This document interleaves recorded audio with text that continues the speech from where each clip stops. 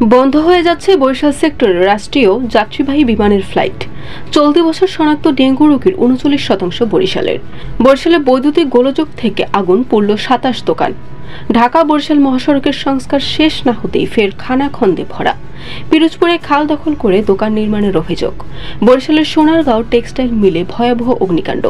পিরোজপুরে নিজ বসতঘর থেকে বৃদ্ধার রক্তাক্ত মরদেহ উদ্ধার।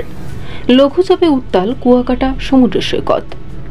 আসসালামু আলাইকুম। বরিশাল.নিউজ থেকে রাত ৯টার শীর্ষ সংবাদে আমি ফারহানা করিম তুলি। এতক্ষণ শুনলেন সংবাদ শিরোনাম, এখন বিস্তারিত। উড়োজাহাজ স্বল্পতার কথা বলে বরিশাল সেক্টরের শুক্রবার থেকে ফ্লাইট পরিচালন বন্ধ রেখেছে জাতীয় পতাকাবাহী বিমান।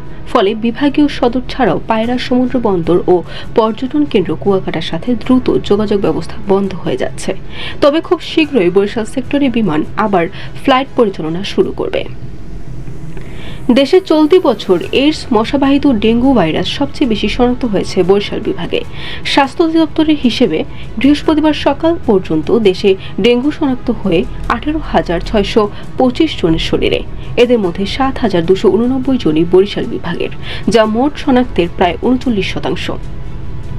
বরিশালের মুলাদী উপজেলার নন্দীর বাজারে আগুন লেগে ২৭টি দোকান পুড়ে গেছে। বৃহস্পতিবার রাত ২:৩০টায় লাগা এই আগুন ফায়ার সার্ভিস ১.৫ ঘণ্টার চেষ্টায় নিয়ন্ত্রণে আনে বলে জানিয়েছেন মুলাদী উপজেলা ফায়ার সার্ভিসের সদস্য রুহুল আমিন। শর্ট সার্কিট থেকে আগুনের সূত্রপাত হয়ে কাঠ ও টিন দিয়ে তৈরি মুড়ি, পান ও সিগারেটের দোকানে দ্রুত ছড়িয়ে পড়ে। খবর পেয়ে তাদের একটি ইউনিট আগুন নিয়ন্ত্রণে আনে। ঢাকা বরিশাল মহাসড়কের গৌর নদীর ভোরঘাটা বাসস্ট্যান্ড থেকে উজিরপুরের জয়শ্রী পর্যন্ত ২৩ কিলোমিটার অংশে প্রায় ৫০ কোটি টাকা ব্যয়ে সংস্কার কাজ করা হচ্ছে। কিন্তু সেই কাজ শেষ না হতেই আবার অসংখ্য খানাখন্দ সৃষ্টি হয়েছে। এতে প্রতিদিনই ঝুঁকি নিয়ে চলাচল করছে শত শত দূরপাল্লার বাস, ট্রাক সহ স্থানীয় যানবাহন।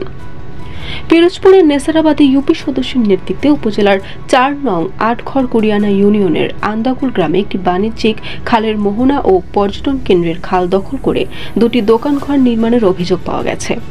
বরিশাল নগরের রূপাতলী এলাকার সোনারগাঁও টেক্সটাইল মিলে হঠাৎ ভয়াবহ অগ্নিকাণ্ডের ঘটনা ঘটেছে। বৃহস্পতিবার দুপুরে মিলের ইউনিট ৩ ভবনের একটি তুলা লেনে আগুনের সূত্রপাত হয়।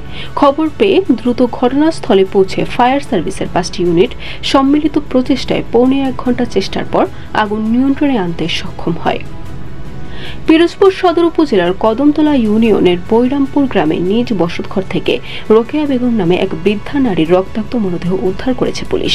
শুক্রবার সকাল ৯:৩০টার দিকে স্থানীয়রা ঘরের ভেতরে তার মরদেহ পড়ে থাকতে দেখে পিরোজপুর সদর থানা পুলিশকে খবর দেন।